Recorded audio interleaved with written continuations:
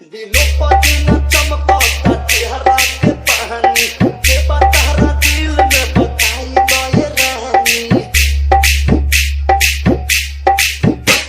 दिनों पर दिन चमकता चेहरा के पानी के बतहरा दिल में बताई गए रानी।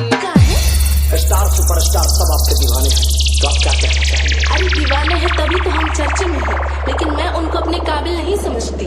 अच्छा, मुझे प्यार देखो कैलेंडर वाला, होले होके आपको डिपेंडर वाला, बाकी लइका ना चाहे डिपेंडर वाला, बाकी लइका ना चाहे डिपेंडर वाला, बाकी लइका ना चाहे।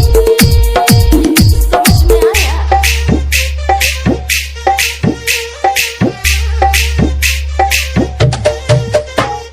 दुर्गेश कुशवाहा, दुर्गेश कुशवाहा, दुर्गेश कुशवाहा, दुर्गेश कुशवाहा।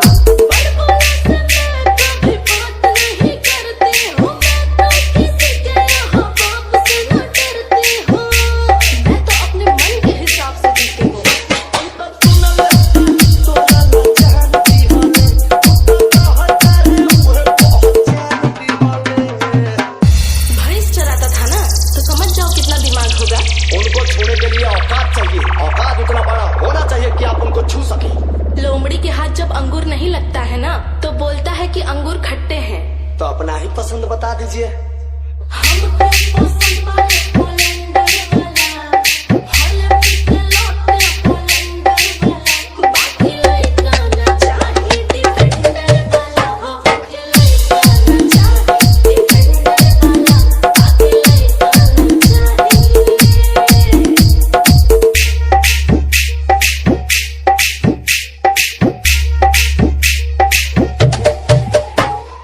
दुर्गेश कुशवाहा, दुर्गेश कुशवाहा, दुर्गेश कुशवाहा, दुर्गेश कुशवाहा।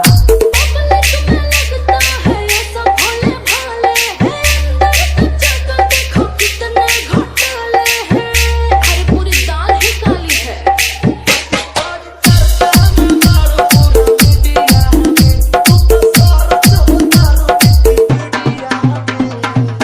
अच्छा, एक बात बताइए, आप डिफेंडर से उतर के ऑटो में काहे बैठ गई जी?